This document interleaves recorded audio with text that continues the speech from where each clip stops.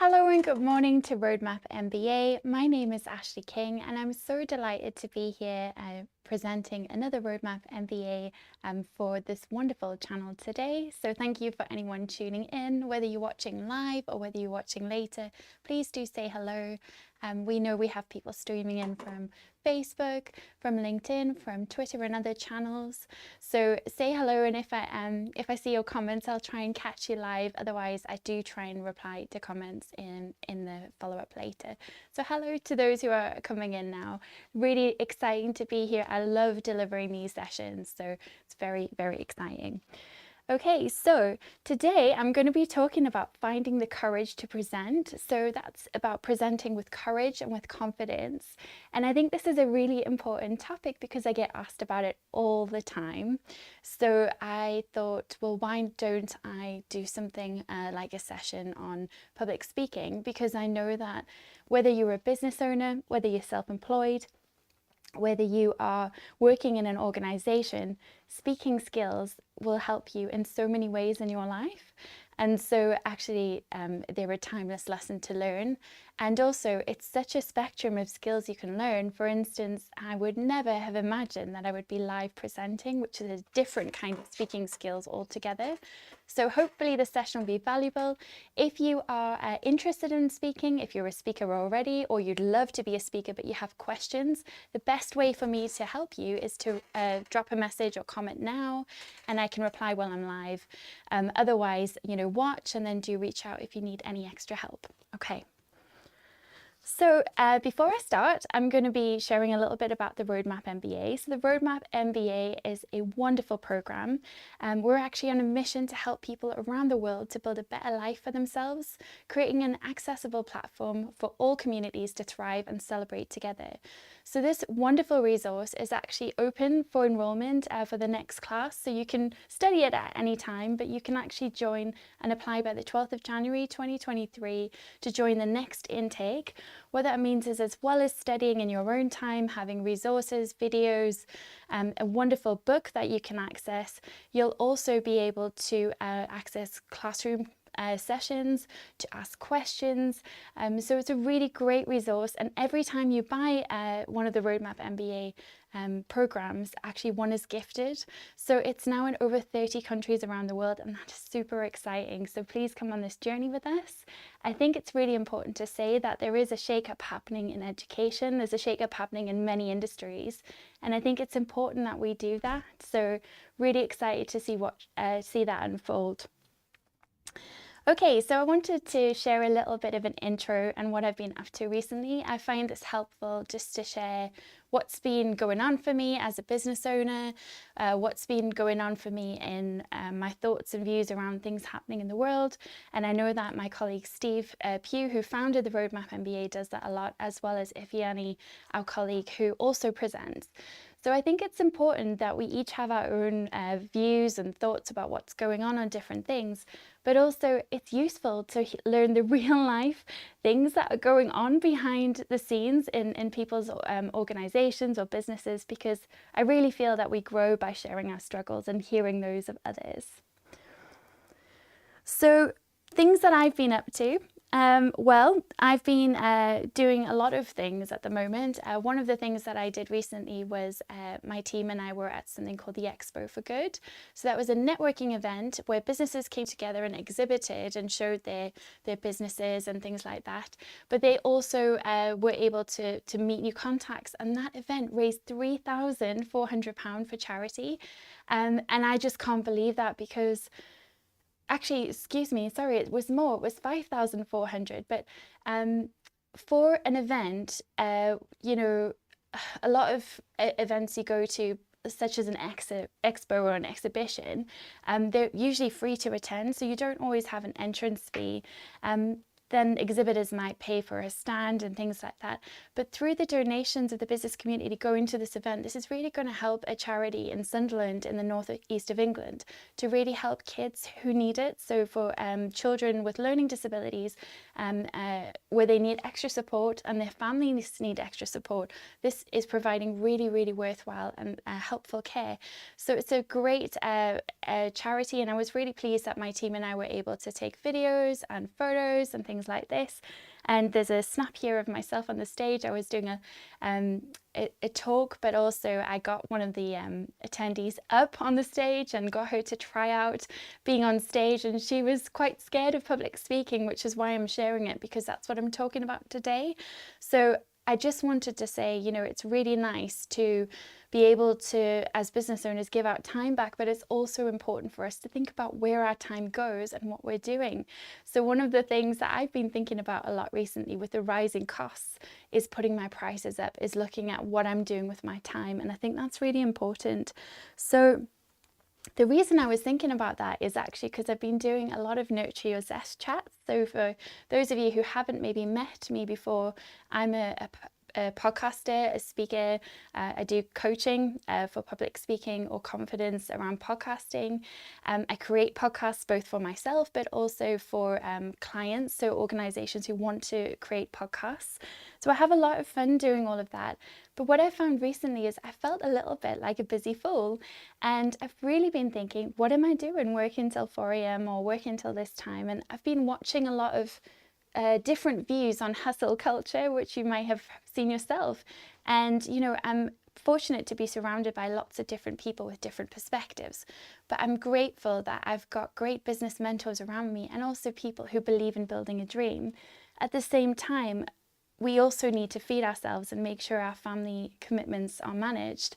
So one of the things that really stood out for me in all of the conversations I've had recently for my podcast is Laura Kingston from High Life North. So Laura is really quite inspiring to me, because when I first met her, she said, I'm going to start a women's magazine. It's going to be digital only, and it's going to be for the women in the northeast of England. And I thought to myself, that sounds okay. You know, she wanted to create a place where you'd have beauty and fashion and shopping and all these things in one place, as well as articles about different causes, raising awareness of musicians, artists, books, all kinds of things. And she wanted that to be in one place where she could read all of those resources, really positive and uplifting. It might have news in, but it would be very much from a uplifting perspective rather than the scary news that we sometimes read. And when she first told me about this, I thought it was a great idea. I thought it was really, you know, a fun thing to do. And I knew I would read it at some point. But I didn't really think about her message or where she was going.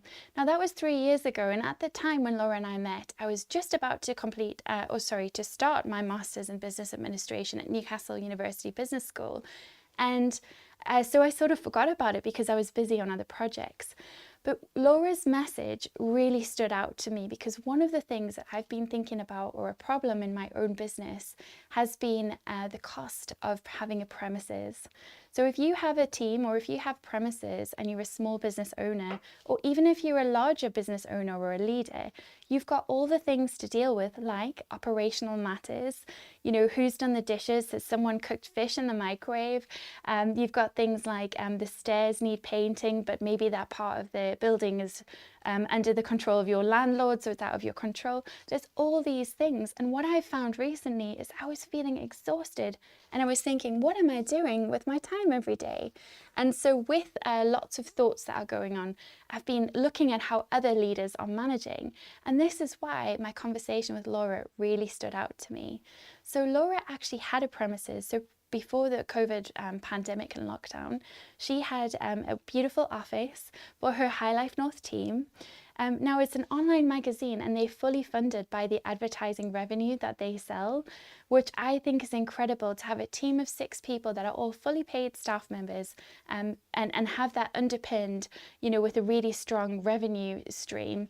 On top of that, though, they did have these beautiful offices, but what Laura said is, why would I want my team to walk in maybe 5 minutes late because they've been stuck in traffic, because we're in Gosforth and the traffic's always really awful, and they've already uncomfortable on their way to work, they're already stressed, they worry that someone's, you know, frustrated that they're late or things like this.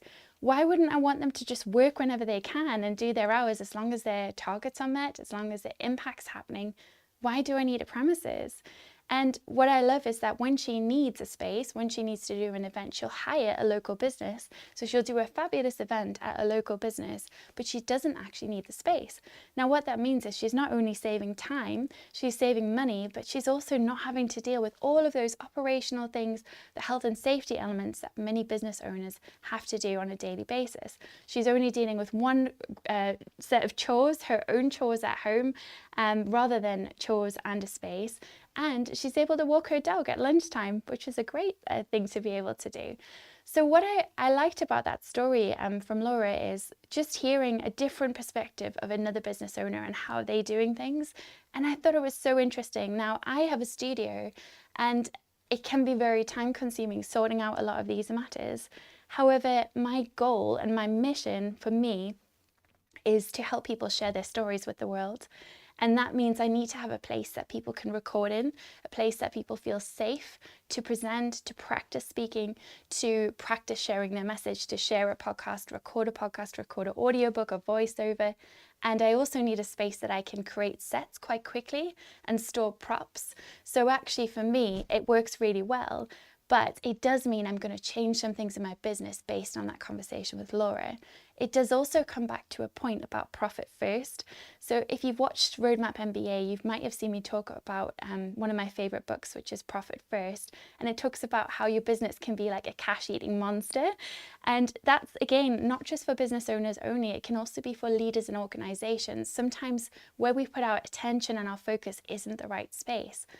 Now, what I realized speaking to Laura is we met 3 years ago, and in that time, we've both become very different people. Laura has really done an amazing thing with her magazine. It's now read by people all over the world, not just London or the Northeast or nationally in the UK. It actually has a global audience in the States as well. It is focused on the Northeast of England. She does have a niche. It's about, women but also because she's got 6 different writers, she gets different perspectives from different people, which means she's reaching her target audience, and rather than just focusing on one voice and one tone of voice. So what I wanted to mention relating to that is just this squiggly drawing here. If I compare Laura and my own journey, I think what really stuck out for me, and it relates back to this book, Profit First, is so Laura's had one clear goal. She's had a starting point of A, and she's got an end point of B. And what she's wanting to do is, she told me, I want to create a women's magazine in the Northeast of England. It's going to be fully online because sustainability is so important to me. And I think that's just incredible that was her goal, and that's what she's done. Now, it doesn't mean she hasn't had difficulties, or there haven't been times where maybe she needed to get extra cash from the bank, or revenue was a bit tricky that month, or she didn't have a cash flow issue, or she hasn't changed staff. She'll have had all kinds of challenges. But her focus on that one goal is really, really inspiring. Similarly with this, Steve Pugh, the founder of the MBA, Roadmap MBA, he has a similar goal. So his goal is to reach people all over the world and make higher education, or make business education, more accessible. So that focus is so important. And I have many chats with Steve about where I'm spending my time and what I'm doing. And I always learn from him because he's always tweaking and systemizing things. But this journey was so important because if I look at mine, like many entrepreneurs, it can be a little bit squiggly. But what happens sometimes is my goal personally is to actually do an online podcasting course. I've written the material. I've got a very strong business plan. I know the keywords I would use. I know the advertising strategy. I know all of the research. I know the competitor research. I've done courses of my competitors. I know where I stand in the market. I know what makes me different. So I've done all this research, but the actual selling of it is scary to me, to put it online, even though I've got people asking for that every day. But what I need to do is make money. So sometimes, even though my starting point is here and my end goal is my online podcasting course, if someone offers me something else, if there's something else that I could do that could make some money, like if I'm being paid to do a public speaking training event, I have started to do other things, and that's meant that rather than going from A to B, sometimes I'll go to C or to J or other other letters, and it just means it's much more complicated. But what also happens is people who are watching you, your ideal customers, get confused because, hey, I thought you were going to sell me this online podcasting course, but now you're doing all these other things. So I'm not saying that either of these is right or wrong. I actually think I'm really happy with some of the things and opportunities that have come to me this year. But I thought it was a really important lesson for me to remember that actually, what are you doing? What are you spending your time on? And sometimes the shortest route is A to B, not these other ways. At the same time, they can bring many opportunities. So that's just a musing of mine on a struggle I've been having in my business. And I'm wondering if you've ever been through anything like that, or if you're going through any of your own struggles and what you're doing right now, please do share. So yeah, so I mean, there's some great comments in about public speaking being scary, about presenting being scary, and you know, I know that there's some comments in as well about needing a space. Sometimes we do need a space, and we need a studio, or we need a place to work that's separate to home. That can be really important. I think it is important that we all make little steps, and it's those steps that matter. So I like what Paul King said as well. The best way to progress is to have the opportunity to try and to iterate. So what we say in entrepreneurship, or if you do any business education, if you do an MBA, you will learn about entrepreneurship as part of your program. And one of the things you'll learn is that done is better than perfect, but also you need a feedback loop. You need to know what your audience wants, what your customers want, what your clients want. And without that, what you can be doing is working for years and years and years. And you might be creating something that no one wants, or that somebody wanted maybe 10 years ago, but it's out of date. So this is something I've seen a lot when we did our studies, when I completed my Master's in Business Administration and MBA.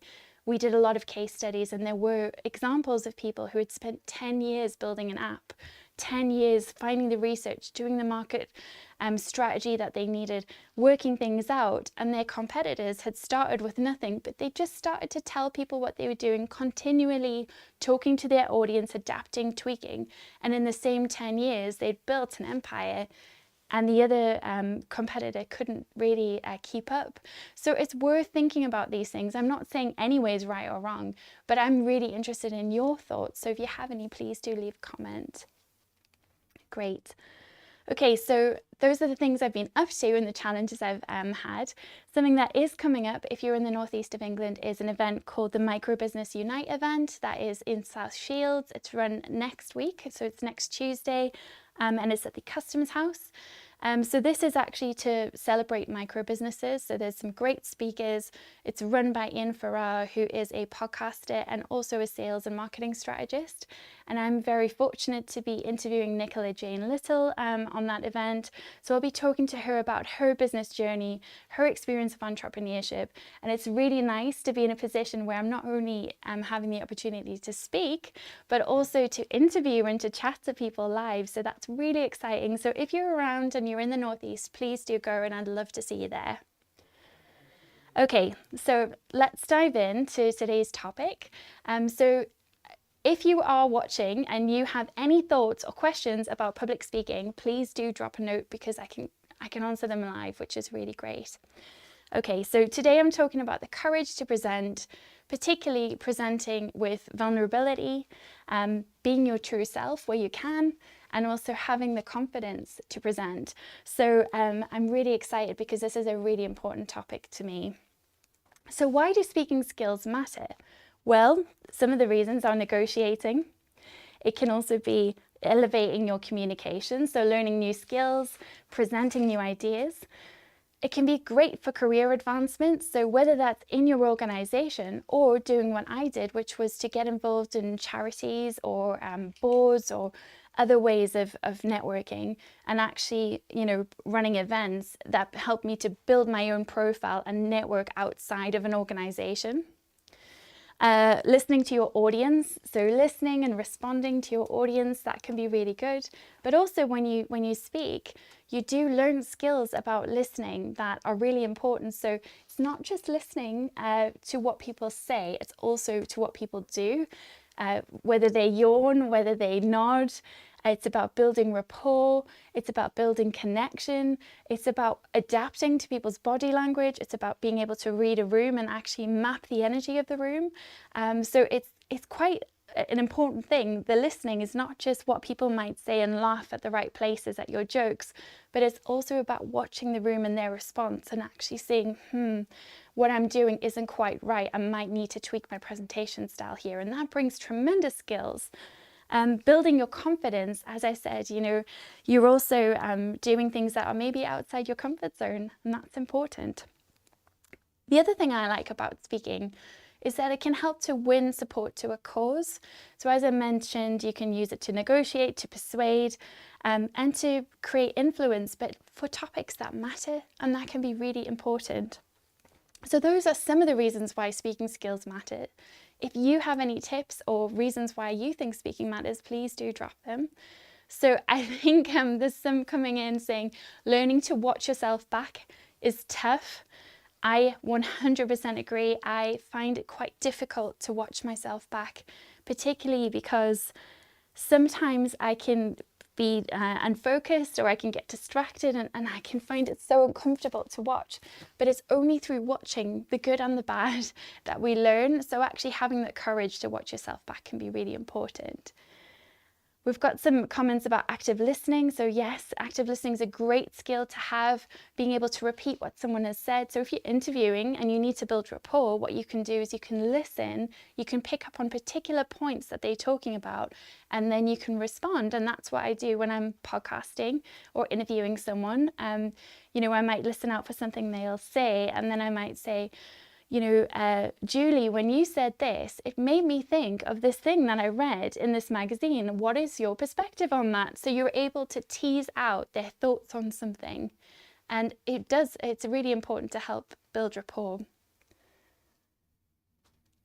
Excellent. I love seeing the comments coming in because I can respond to them straight away. So if you have any thoughts about speaking, please do drop them.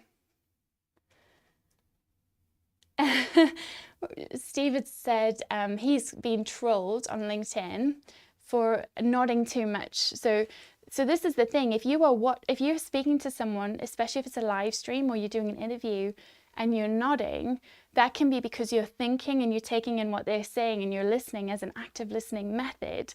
But that can be that you're nodding and people are thinking, all right, okay, we get it, you're listening. So it's really interesting to see the things that people pick up on.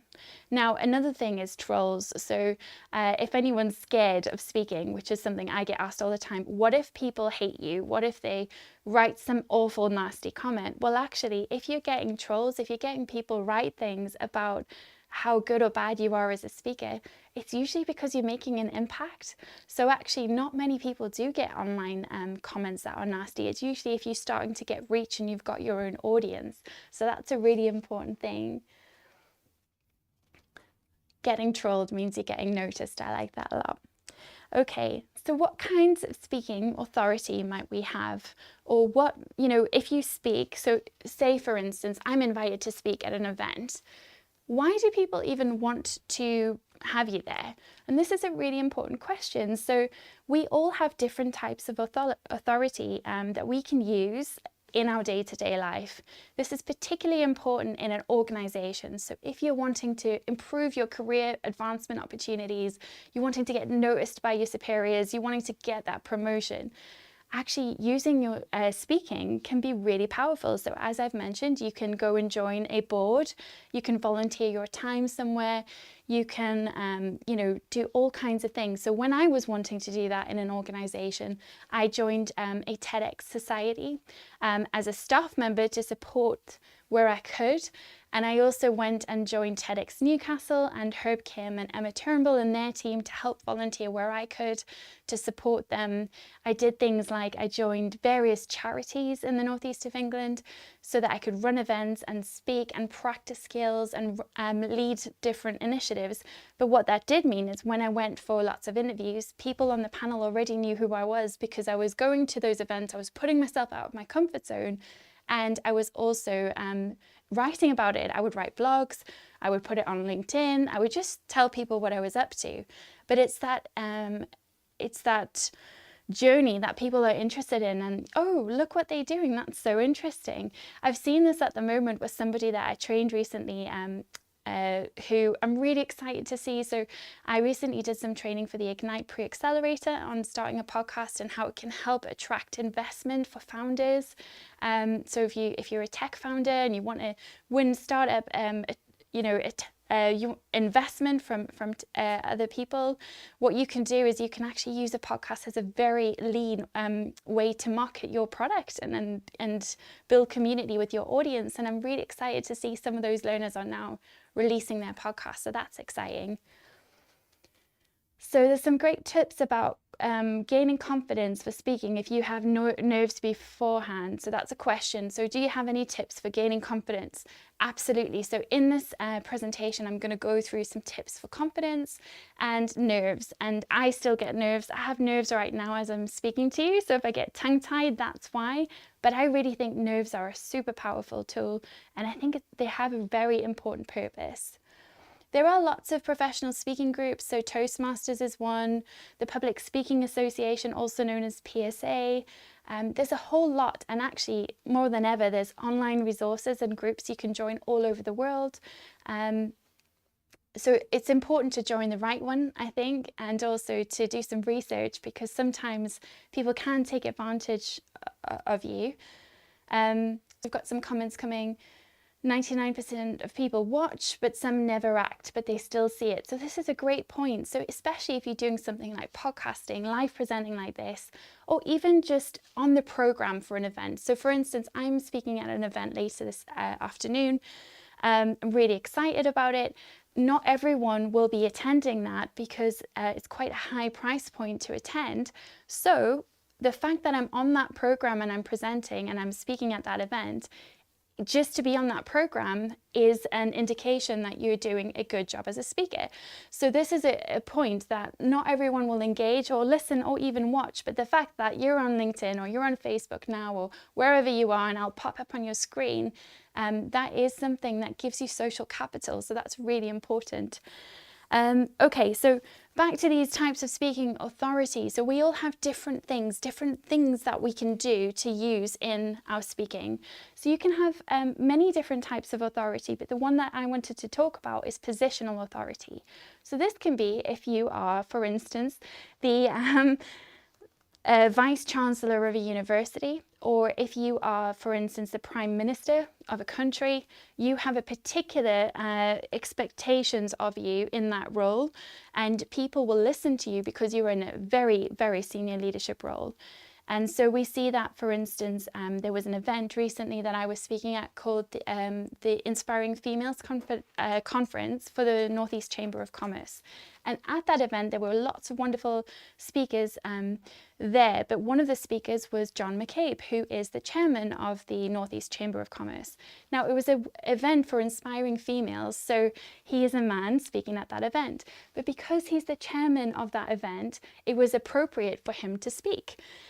Also, because he was speaking at that event and speaking about gender equality and matters relating to women and having inspiring females in business or in leadership in organizations, it was a really powerful thing that he used his influence to lend itself to that event. So he used his positional authority to win and gain influence towards a social matter or cause. So that's an example of positional authority. Sometimes people can misuse that and it can be damaging. So for instance, if we have maybe somebody misusing their position to share news that isn't fully fact-checked, that can be quite damaging. This is why we have the importance of fact-checking work, of integrity in journalism. It's also important why we need to have whistleblowing procedures in different organizations. So positional authority can be a very powerful tool for good and for bad. So it's something we're thinking about. You can also have expert knowledge. So expert knowledge is another way that you can have speaking authority. So for instance, for me, I am often called a podcast expert. It's not a title I ever thought I would have, but I just love podcasting and I'm so interested in it that I spend a lot of time researching, learning, and developing my own skills and knowledge around podcasting. So then when I'm invited to speak, it's often on the topic of podcasting or finding your voice or how to share your message or things like this. And that's quite a powerful tool as well. So developing expert knowledge can also give you authority. So those are just 2 examples, but you can have many other examples such as your network, your social capital, which we've already mentioned. If you have any thoughts about different types of authority you can have in speaking, please drop them in the comments, because I'd love to hear your thoughts on what ways you trust someone when you're at an event and you see them speaking. What makes them be able to connect with you? Sometimes it's also by reputation. So this can be, oh, I've heard that they did this or they did that, so I believe them because my friends and my network likes them. So that can be a way that we see people having a type of authority when speaking. So we've got some comments around some former politicians. Yeah, so we've got a couple of examples of different people who may be using their voice in a way that could be damaging. We've got some people who are controversial on purpose, so Piers Morgan, Katie Hopkins. These are great examples. Thank you for taking the time to comment. It's really important that when we use our voice, we think about our unique values on that matter and our line that we are happy to cross or not. So I've been commenting recently for Newsweek on 2 pieces around Meghan Markle being one and Meghan Markle and Kim Kardashian being another. And I knew it was important that if I was going to make a comment on those 2 articles, I needed to know where my line and boundary was about what I wanted to say about that matter and keep it relevant to that matter and that audience. And so some people can be controversial, but it's important as well that we use our voice in the right way. It's really nice to hear you, to see you here, Shumba. Thank you so much for tuning in. I know we first met a long time ago and spoke about public speaking and all kinds of things. So it's really nice to see you here and talking about one of the ways that people can have authority, which is also around sharing your experience and developing your journey. So again, if people see that there is a journey, and that's why it's important to share what you're doing, even if you're just starting, because what can happen is as you grow, people can see you grow and they've been on that journey with you. So when we were talking as an example about somebody who might want to put out a new product and they've spent 10 years researching and they never speak about it, and then you've got another organization that's starting at small and just testing and trying, what you can find is that that group, they've built that audience because people have gone on the journey, and that's where that credibility comes in. So I think those are great tips. So thank you for commenting there. Okay, so why did I decide to cover the topic of speaking? So I get so many questions on this, and I thought it would be great to do a resource that I can actually help people with, but also to answer some of the questions that come in. Hello, Tony Ifiani, it's nice to see you. So also for me, I'm a natural chat box. I've always been a chat box and I've always chatted. But because of my own life lessons that have come my way and some trauma in my life, I stopped talking and I stopped chatting and I lost my confidence. What that meant was I couldn't imagine the thought of being on a stage, but also, like many people in organizations, we think that we are our job title and that's it. And we forget that we have dreams and goals and we need to do what we need to do to finish our tasks and stay on track. So actually there was a big part of my life missing in the past when I wasn't doing speaking or other things, because as a natural chatterbox, I wanted to use those skills. So what I started to do was amateur dramatics, and I was in an amateur operatic society. We did Sweeney Todd. It was fantastic, but just to have the opportunity to go and be creative and have fun and sing and use your voice and joining, choirs, community groups to do some of these activities. So if you are someone, whether you're working for yourself or you're in an organization and you're feeling there's a part of you missing, or you'd love to try speaking, but you're scared, you can start with tiny steps to help you find your voice. Okay, so my mission is to help people to share their stories with the world. I do lots of work one-to-one or in group training or coaching to help people to get clear on their voice and their story and their message. And so this is why it's such a big, passionate thing for me, because I've been through that journey of having a message I want to share, but feeling too scared and worried that someone might judge me for what I'm thinking. Okay, so before we get started about some of the research here about speaking, I wanted to share some of my favorite voices on this topic, but also why. And I like to do this. I did this recently with a live stream I did on neurodiversity, and I got some great comments back about thanks so much for those resources. So I wanted to share some lessons I've learned from these particular people. They're not in any order, so if you're watching and you're one of the people I've named, it's not a personal thing. But yeah, we'll see. So Jo Darby from Voice in the Room is an excellent public speaking coach. I've been fortunate to attend some training that she's run in the past, or some of her sessions she's led. Now, Jo studied at Newcastle University. She did English literature and then went and did law. She's had a fabulous job working as a barrister, so she had to get her point across very quickly. And what I like about Jo is she actually changed her whole career path and went and did all kinds of different things, but one of the messages that really stuck with me is she went into prisons and she had to build a rapport very quickly with male prisoners who maybe would have treated her in a particular way, and she had to have that kind of confidence and courage to just turn up and run these sessions. And what I liked about Jo is her confidence, but also her message talks a lot about understanding your audience. So who are you going to be speaking to? Who is going to be in the room? Who is listening? Who might you meet? What might they be interested in? Sometimes we can just turn up and present what we think people want to know, but actually you need to adapt your message for that audience. So if you're going and speaking at an engineering conference about the importance of innovation, if that was me, I might feel quite out of my depth because it's not my usual habitat. But there are examples of engineering and innovation that I could connect and create some kind of material around, such as open innovation around the Lego group or something like that. And I might be able to create a presentation for that. But I would need to do research and put my effort in. So Jo taught me a lot about understanding your audience to maybe adapt your content. I also like that Jo talks about the importance of building rapport, so you can do that very quickly, and that's so important because you need to be able to capture your audience's attention. So I'm really grateful to Jo for teaching me those lessons, and you can find mentors, whether they're online on YouTube, whether they're people you read in your inbox and newsletters, whether they're people you're watching like myself or other presenters on this channel, or whether it's a book that you're reading.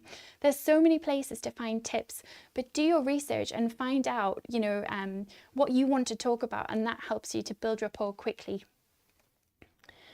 So Duncan Yellowlees is a speaking coach he works mainly with academics. He also works with researchers and anyone really who wants to work on their speaking.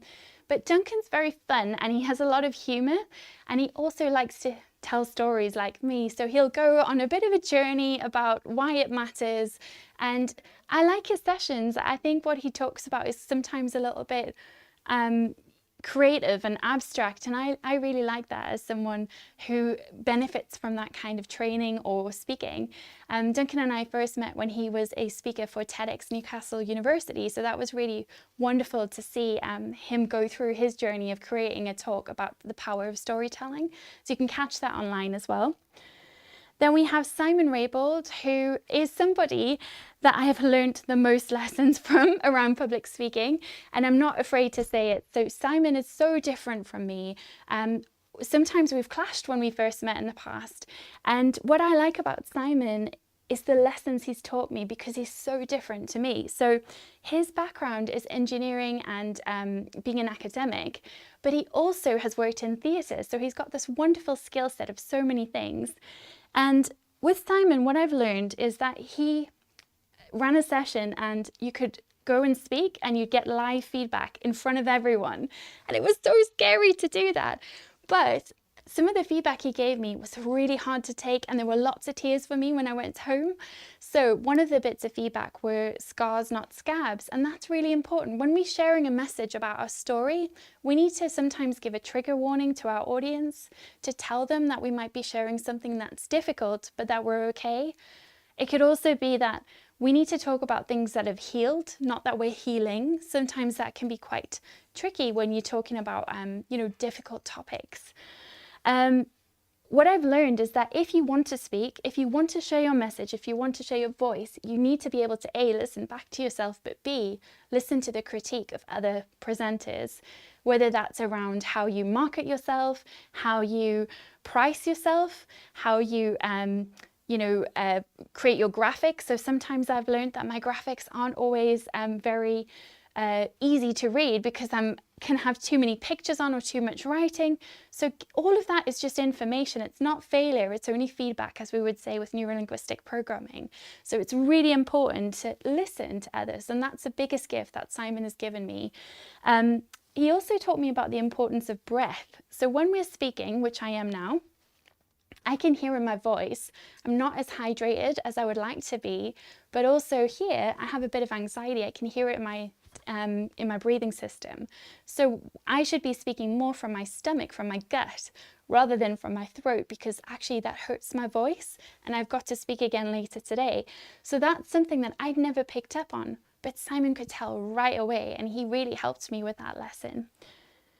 There is something as well around time. So if you're speaking, you need to be on time, you need to be there on time, but you also need to finish on time, because it's only fair to the other people that are speaking and to everyone around you that your session doesn't run over and eat into their time, but also that you respect the audience and you're there on time.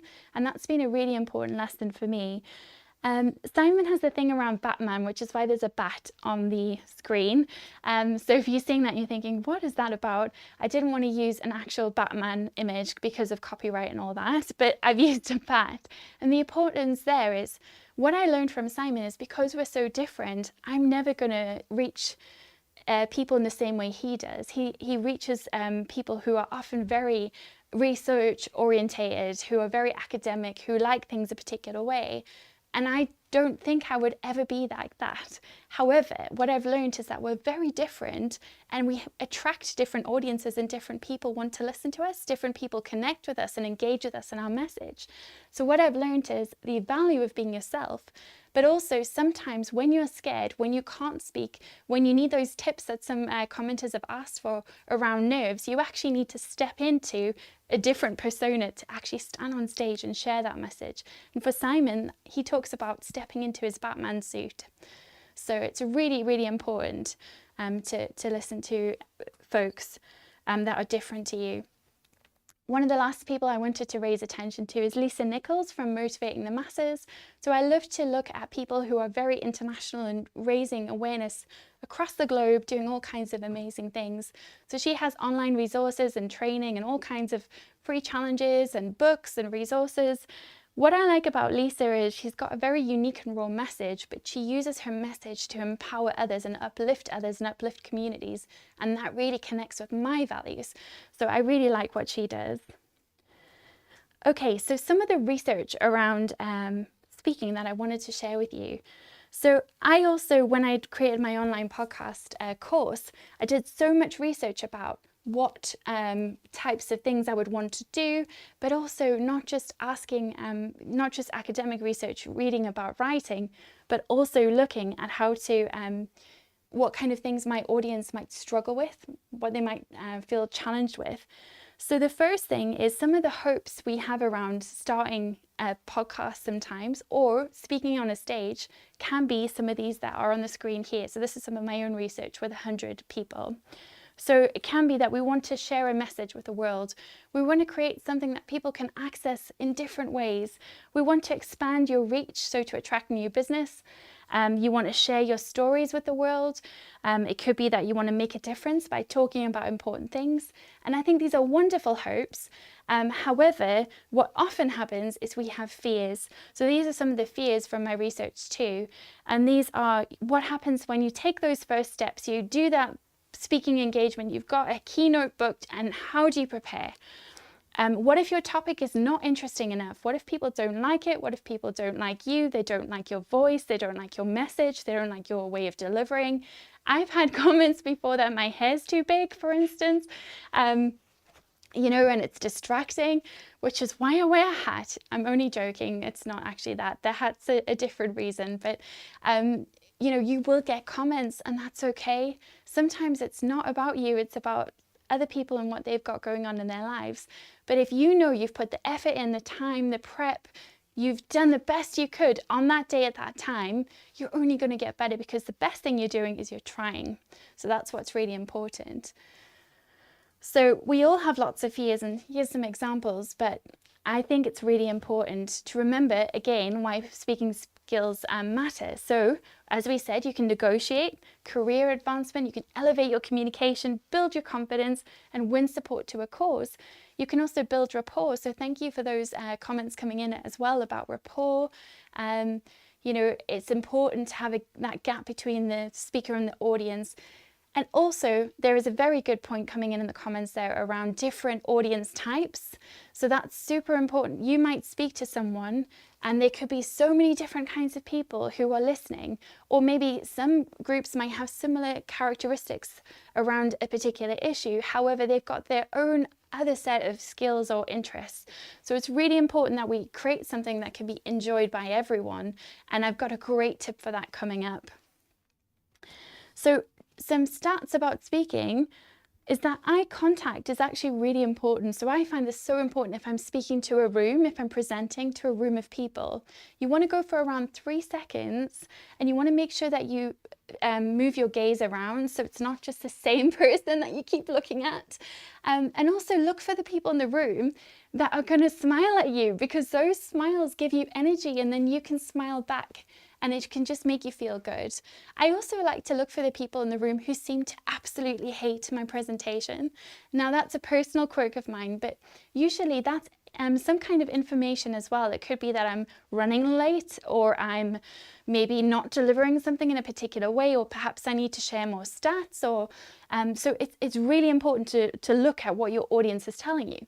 Now the tricky thing with what we're doing here is I'm live presenting, talking to a camera that's following me along the room, and I don't know what the feedback is. So thankfully there's some comments coming in from time to time, but lots of people watch on replay, and that can be one of the hardest things about live presenting. So whatever kind of speaking you do need to know the format, the setup, what time you need to be there, what will it feel like, what will it look like, are you going to be comfortable, are you wearing the right outfit, are you going to be too hot because there's studio lights above you, is your makeup going to look right? There's so many things to think about here.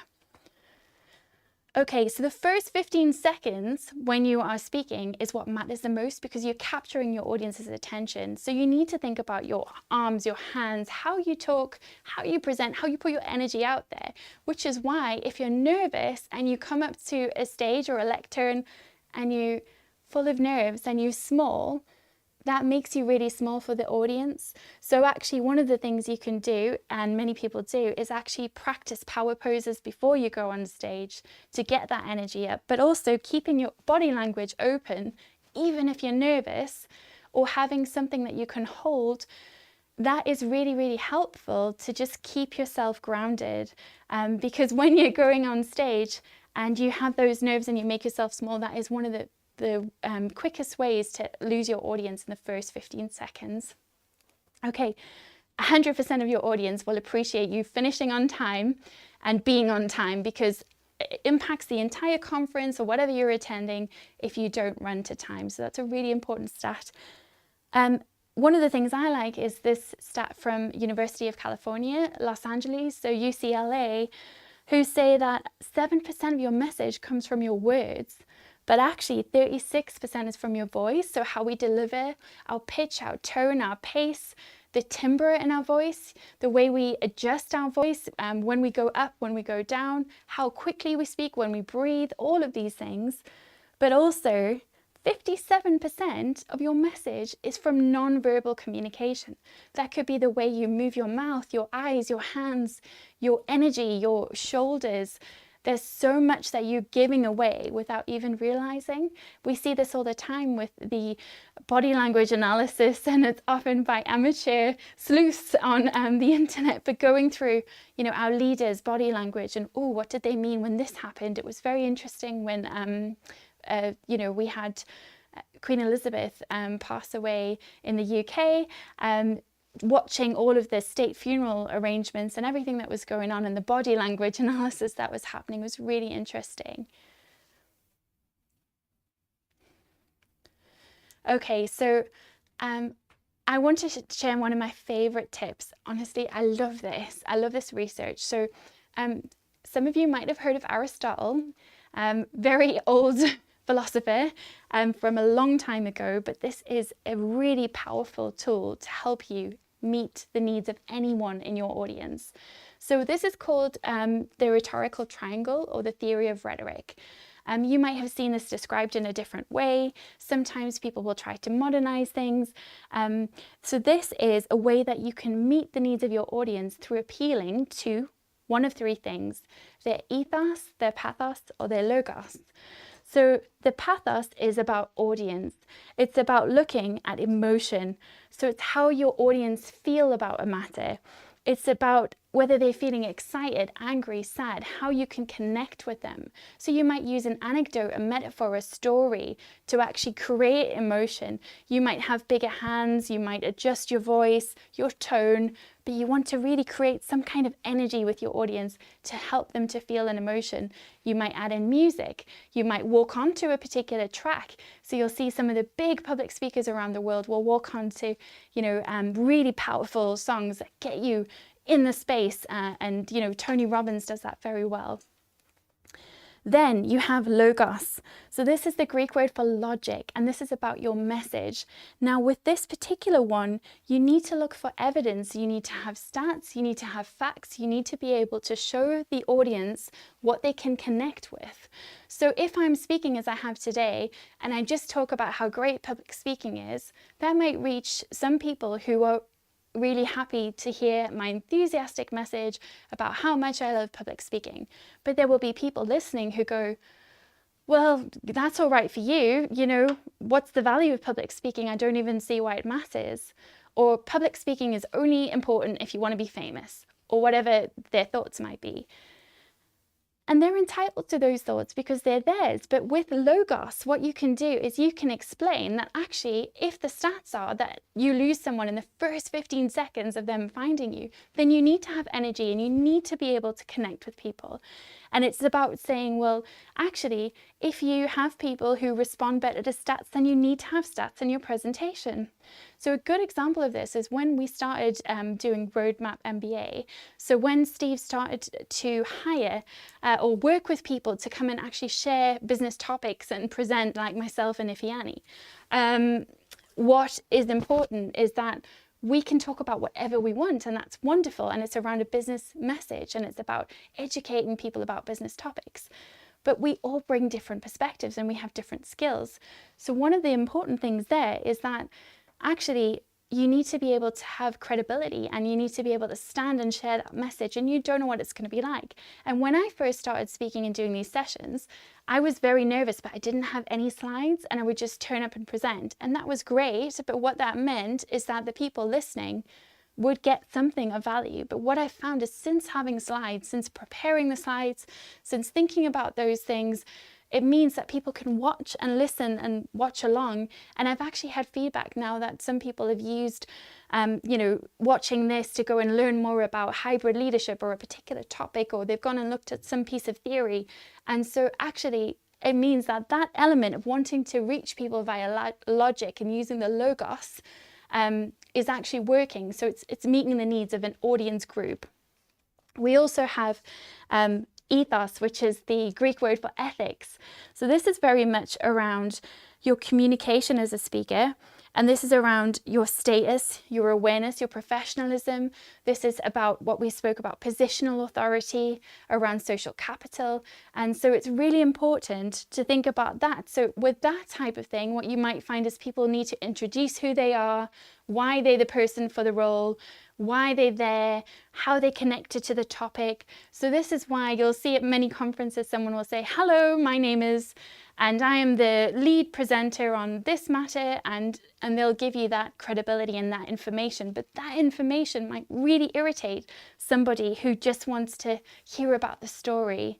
But it might also make someone who's interested in the logic element actually quite happy to hear that they have some credibility in the matter.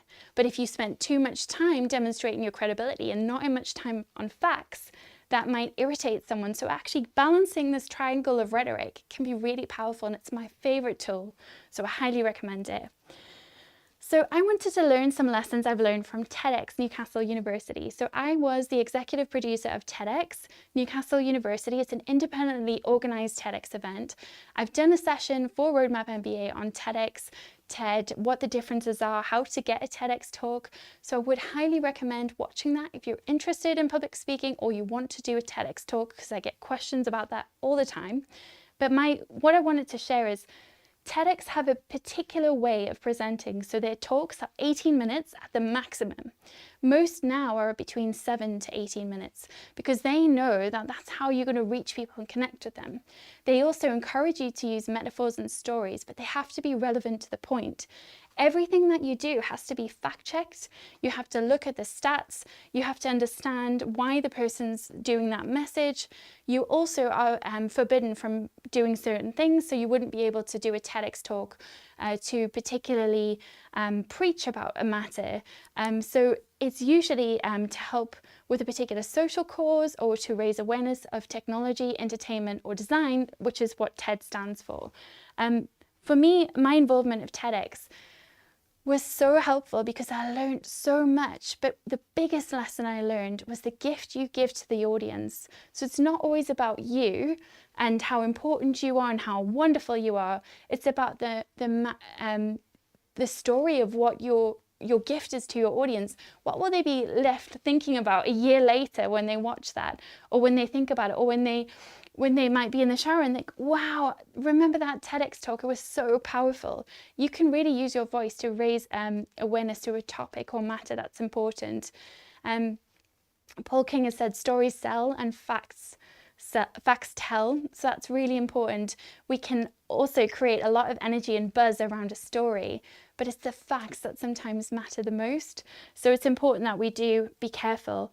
And honestly, if you ever have the chance to be involved in TEDx, I absolutely loved it. And I would highly encourage you to get involved in any local TEDx initiative in your community. They are all over the world. So whether you're listening in, America, which I know we have North American viewers, or Africa or India, go and get involved in TEDx because you'll learn so much about speaking, but also about yourself in the process. So my top tips: identify your unique story and values as a speaker. What is special about you? What do people want to know? What do they ask for your help with? What do you love talking about? Because I promise you, it could get boring. You might think you might be interested in a topic, but if you're talking about it all the time, it could be tricky. So what would you love to talk about? And what do you already know? What do you have that you can use? Because you should always start with what you have. My journey with public speaking: sometimes I struggle with my mental health. So if I need to present and I've got to put a pretty dress on and I've got to just turn up and smile, it can be quite scary. So I need to be really careful to look after myself, look after my health and my wellness, get enough sleep, make sure that I've had a nice bath. I've got particular routines I use, but also staying hydrated. For instance, if I'm going to be speaking, I know that I won't have any alcohol the night before because I want to be rested and I want to make sure that I am hydrated. So some of the worries I have around nerves, which people have asked, and I've got something coming up, but what if you trip on your words? What if you never reach your potential of what you could say in your message, but you just can't quite do it? Well, sometimes you won't. Sometimes your talks won't work very well. Sometimes I watch things back and I think, why did I say that? Or I stumble on my words. But you know what? I always think that to just do it is better than to be fully scripted. So it's important to practice and prepare and to meet the needs of your audience. But you can also really over prepare too. In terms of building your confidence, this comes from knowing yourself, knowing your audience, knowing your content, and practicing. So I cannot tell you enough how important those things are. So if you're feeling scared, then do explore why you want to speak, why you want to do it, why you're scared of it, what your audience might want to know about. This is stuff that we cover a lot in my one-to-one sessions with my clients, is, working out what makes them unique and their unique message they want to share. And that brings a lot more clarity and confidence because you know what you're talking about, but you also know the boundaries of the message you want to share. In terms of nerves, which was a question a lot of people had about how you cope with nerves. So controlling your nerves when public speaking is tricky. I think a lot of that comes into how you breathe, staying hydrated, the preparation we spoke about, but your body language is so important because, as we said, if people see your body language as 57% of what they see, which is non-verbal, that is so important. So it's about standing, open body language. It's about feeling calm and projecting, even if you don't feel that way. It's about having the courage to present, to speak. If you get stuck when you're speaking and you get stuck on your words, as I often do, take a pause. Take a drink of coffee or a water or whatever you might need. That gives you the chance to reset and to think, which is really important. It's also important when you're controlling your nerves to rest your voice. So one of the rules that I have is if I'm speaking, I go and find a space to relax for 10 minutes beforehand. So if I'm going to an event now, often there'll be people who want to network and chat with you, and that's great. But if I get stuck or if I hear some piece of news that might upset me, it's going to take me away from doing the best piece of delivery that I can. So I protect my energy really carefully before I'm speaking. And then I leave time for chatting after, but it just means that you're putting the best version of yourself out there. And some emergency coping skills, if you need them, to ground yourself if you lose confidence on stage. So having worked with TEDx Newcastle University and being an executive producer with that and working with the speakers and helping to make sure that we get the best production that we can, this happens. We have people who freak out and they worry and they get scared, and sometimes it's with an audience and sometimes it's without an audience. Just the idea of being filmed is scary. So one of the biggest things I find this with is with researchers who worry about getting the facts right or being judged for maybe having something wrong. And this is why preparation is so important. So what I do is if I'm ever afraid or if I ever get stuck and I'm speaking, which happens and it has happened, I always try to ground myself quickly. So what can you see? What can you see around you in your peripheral vision? It might be that you focus on one person in the audience that's smiling at you. It could be that you see a spotlight and you want to just focus on that for a moment, and it just gives you a piece of confidence. What can you hear? Can you hear the noise of the crowd? Can you hear the noise of someone in the background doing some kind of checks of some kind? But hearing something, what can you touch? Sometimes we can't touch anything. We haven't got anything around us, but can you touch your material? Can you touch your hat? One of the reasons I love having a hat is if I get nervous, I can just put my hand on it and it feels lovely to feel and it just grounds me immediately. What can you smell and what can you taste? And that's another thing is, to stay hydrated so you can taste something rather than just dry mouth, which is awful if you're a speaker. So I think it's really important that if you are speaking, before you go on stage, make sure you're hydrated, make sure you're comfortable. So I like to wear heels when I'm presenting. It helps me to step into the space of what I want to do.